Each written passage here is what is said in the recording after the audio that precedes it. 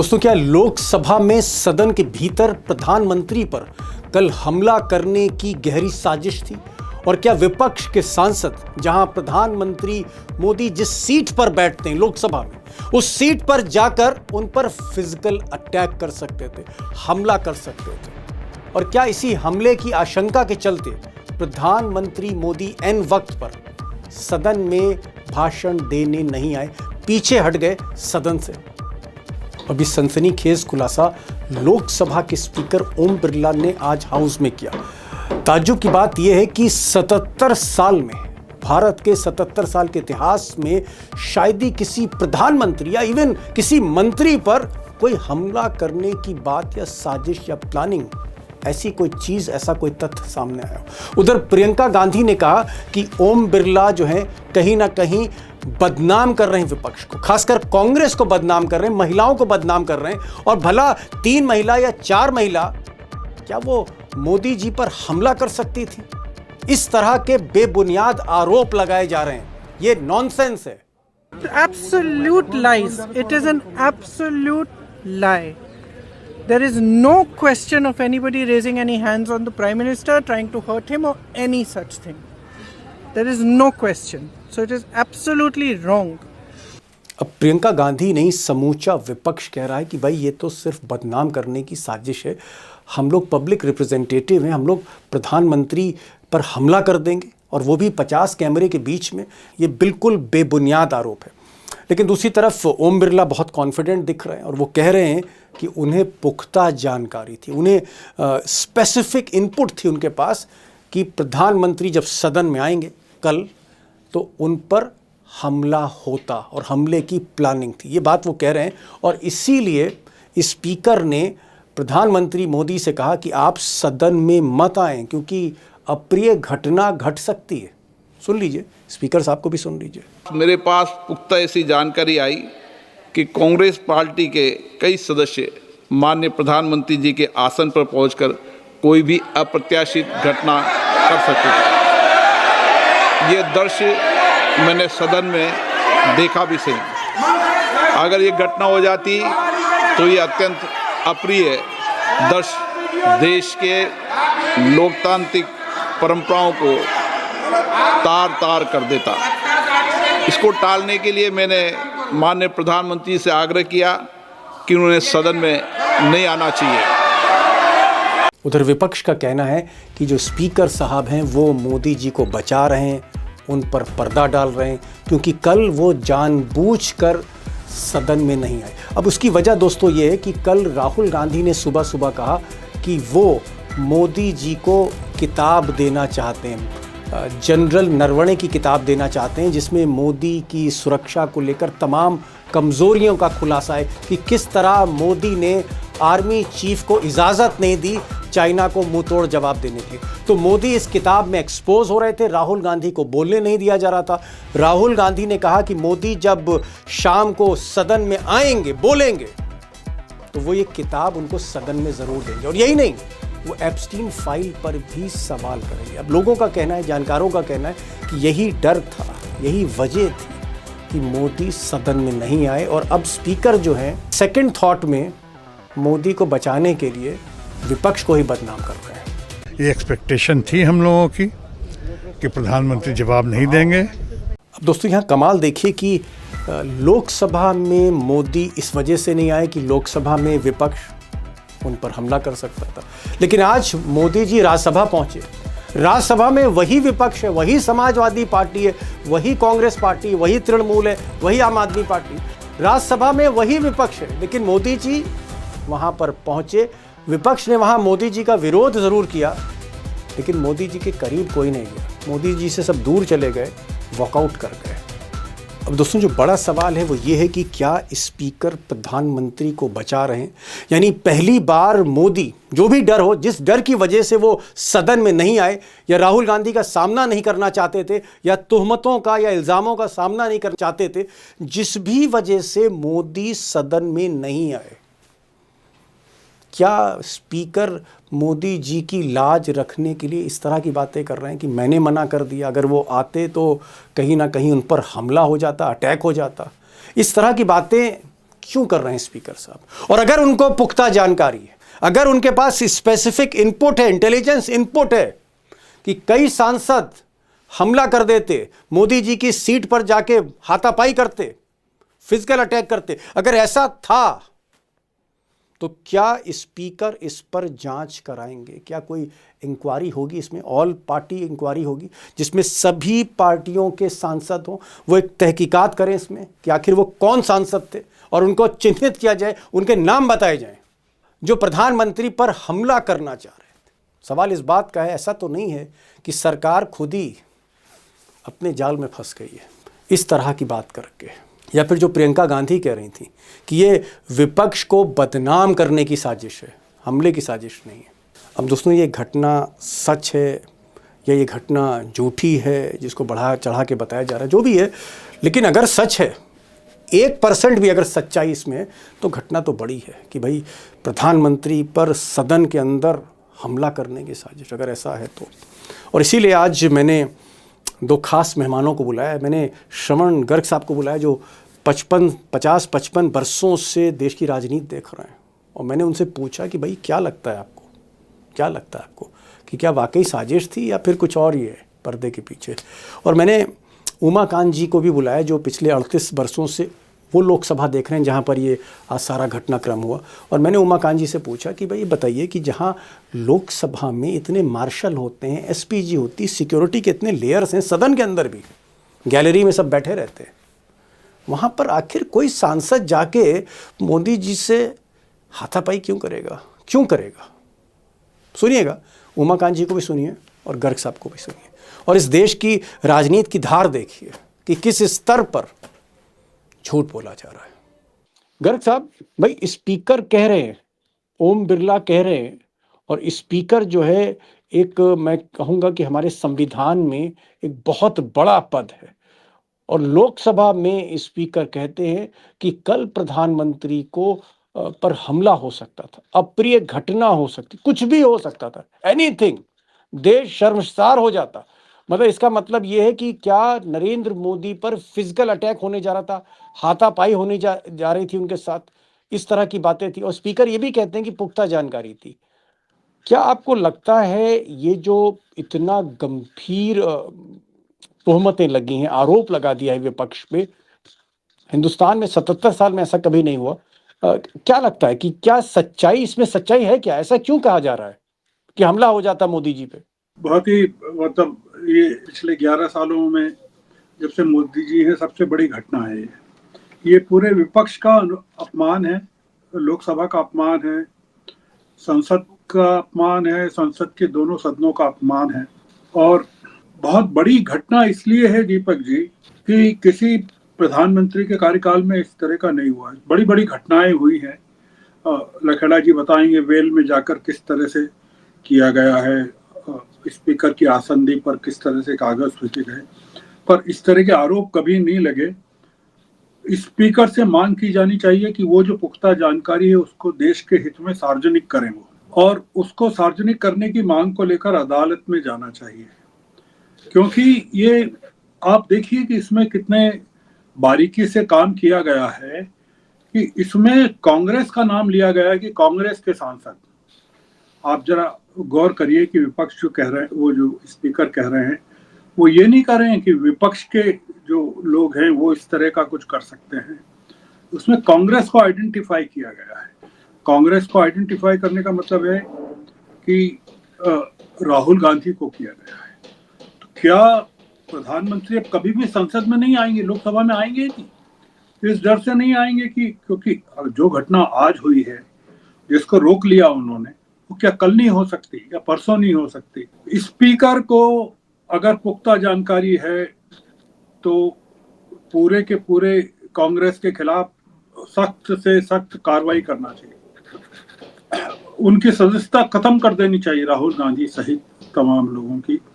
क्योंकि अगर ये खतरा था कि प्रधानमंत्री पर हमला हो सकता है, कोई अप्रत्याशित घटना हो सकती है, प्रधानमंत्री देश के 140 करोड़ लोगों का प्रतिनिधित्व करते हैं, उनको जरा सी आंच भी आ जाए इसका मतलब है कि देश पर आंच आ गई।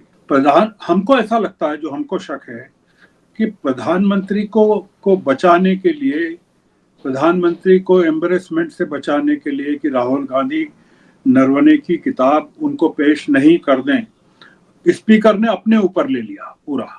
और शायद एप्स्टीन फाइल पे भी बोलने जा रहे थे राहुल गांधी। हाँ, कि स्पीकर ने अपने ऊपर ले लिया कि मैंने रिक्वेस्ट की कि आप मत आइए, क्योंकि हमारा ये कहना है कि हम तो अपने प्रधानमंत्री को बहुत बहादुर मानते हैं, और अगर वो उपस्थित होते और जैसा कि स्पीकर आरोप लगा रहे हैं वैसी कोई घटना होती तो प्रधानमंत्री की रेटिंग दुनिया में और देश में कितनी बढ़ जाती है, आप सोचिए।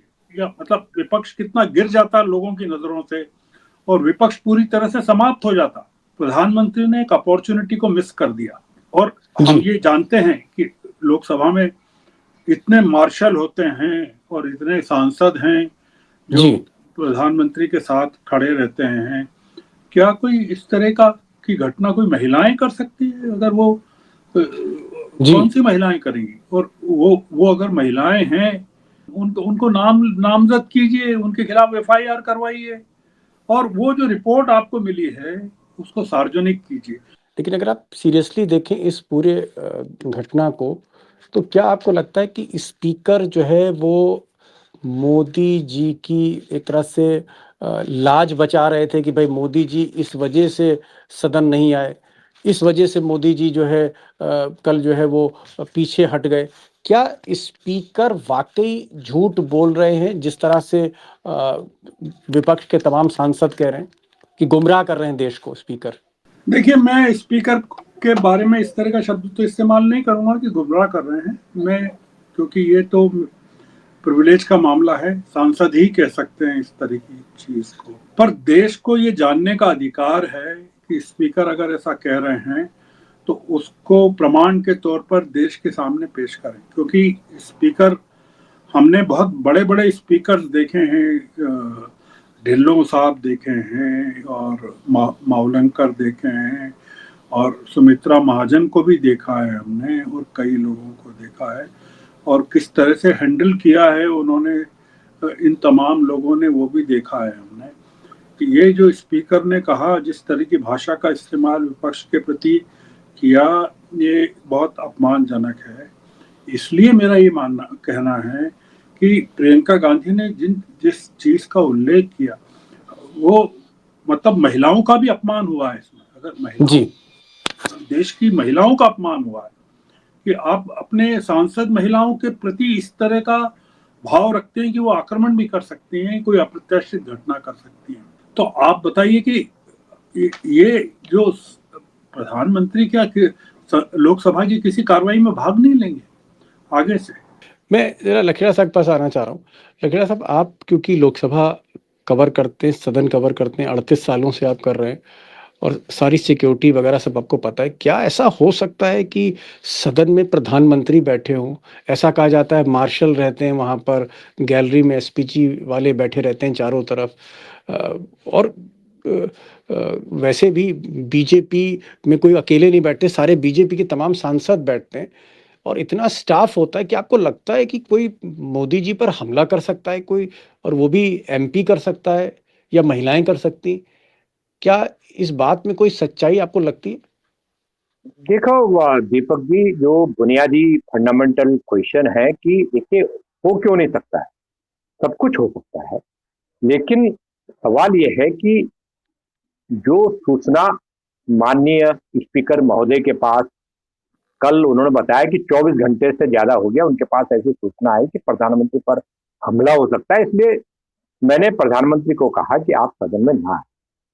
तो ये देखिए, स्पीकर कोई प्राइवेट पर्सन नहीं है, Om Birla as a person होंगे, लेकिन जब वो स्पीकर की कुर्सी पर बैठे तो he is not a private person, वो एक पब्लिक के आदमी है। स्पीकर लोकसभा है, वो सदन के सर्वोच्च, उन्हीं के कंट्रोल में पूरा संसद होती है, लोकसभा की पूरी बिल्डिंग, वहां जो कुछ भी हो रहा है उनके कंट्रोल में होता है।